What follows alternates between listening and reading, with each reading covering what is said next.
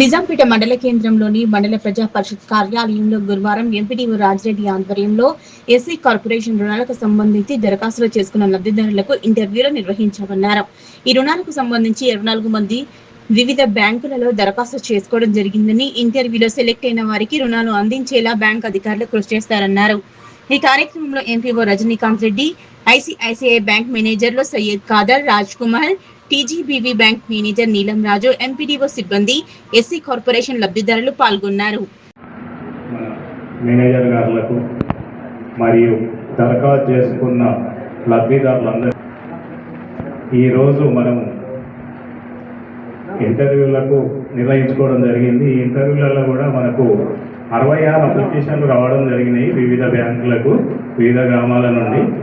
ఇక్కడ ఏంటంటే 4 బ్యాంకులకు సంబంధించిన మేనేజర్లు, ఇప్పుడు 3 మేనేజర్లు ఉన్నారు.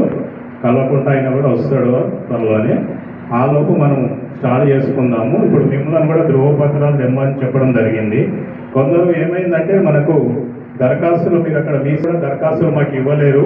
పలుమార్లు కూడా మేము ఫోన్ చేసి చెప్పడం కూడా జరిగింది మా ఆఫీస్ నుండి.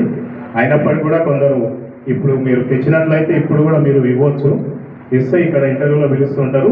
ఇప్పుడు ఇంటర్వ్యూలో అయితే అందరికీ 56 మంది మీరు మీ సేవలు చేసుకునేయండి. దరఖాస్తులు మీ పేర్లు ఉంటాయి మా దగ్గర బెనిఫిషియరీ.